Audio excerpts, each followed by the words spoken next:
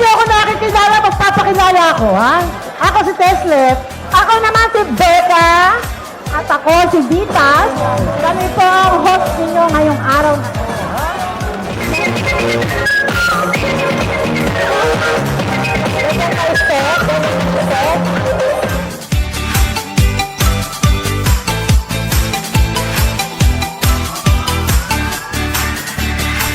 Sino ang gustong manalo ng house and lot? Sino ang gustong manalo ng brand new car? Sino naman ang gusto manalo ng cash prizes? Ganyan pong kabongga itong ating mga admin. At sagot po yan ni Lisa Dalagan. Yes, and trip to Jerusalem. Jerusalem. Sa kanya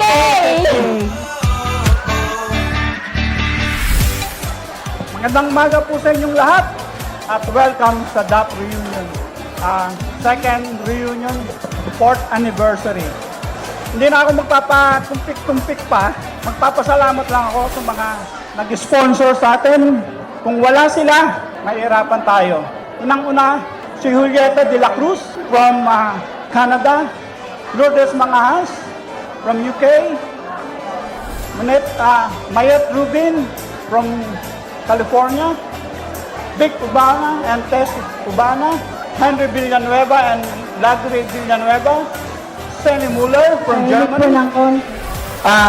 Marisa Castro from Long Beach, Julia Molero, Yoli Monto from Melbourne, Nestor de Guzman,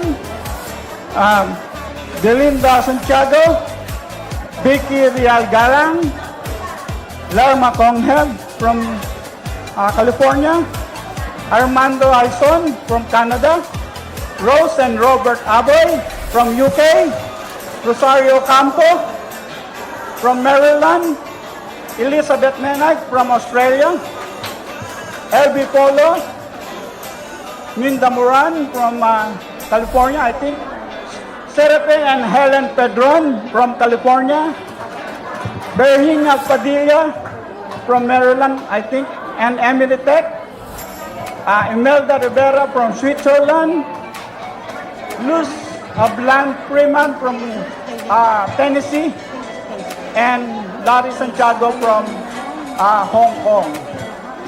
Tawagin ko lang yung aking admin na ako po si Violi, Makapagalbao to. Isa akong warbander sa production line, FN. Ayan.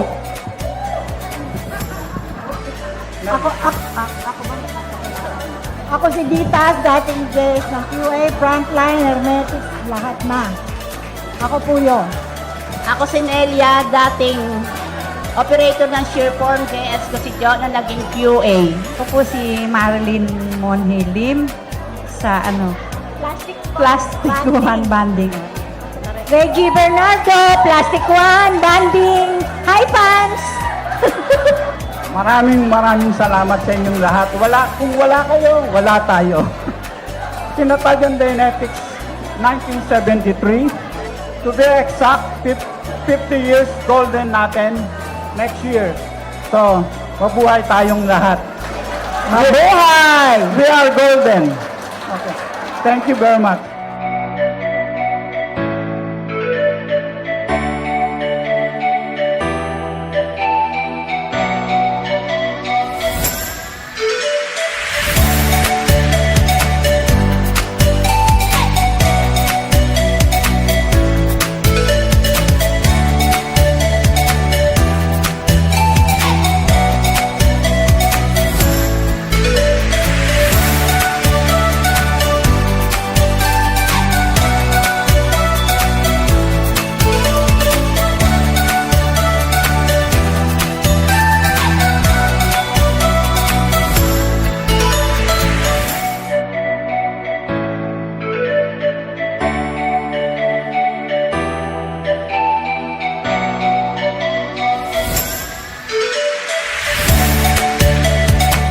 Nga pala si Roberto Aboy, isang supervisor ng maintenance. At ang misis ko, si Rose Aboy, ay isang DS ng plastic wire bonder at saka ng dia touchers. It's an honor to be here today and to stand here sa harap ninyong lahat to give a short speech for this reunion. So, and first and foremost,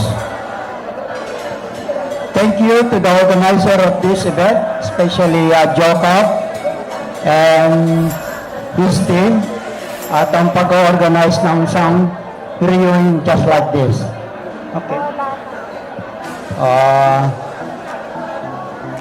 I will try to give them a big thank you for giving their all efforts to organize this reunion. Please give them big applause, please. As we grow old, we realize more that time is so precious. It is the one thing na hindi mo pwedeng bilhin. Time. Nung bata tayo, gusto natin forward. Pero ngayon gusto naman natin pause or rewind. Pero walang remote control. Yan. So let us enjoy life and enjoy natin ang kasalukuyang precious time wisely. Punuin natin ng happy memories ang retirement years natin. Finally, I would like to end with an applause with the memory of our katropas that could not be with us today, wherever they may be, sa mundong ito, after life. Thank you for the good times we shared. Thank you so much. Palakpakan natin ang nangangalang at mga kasamahan.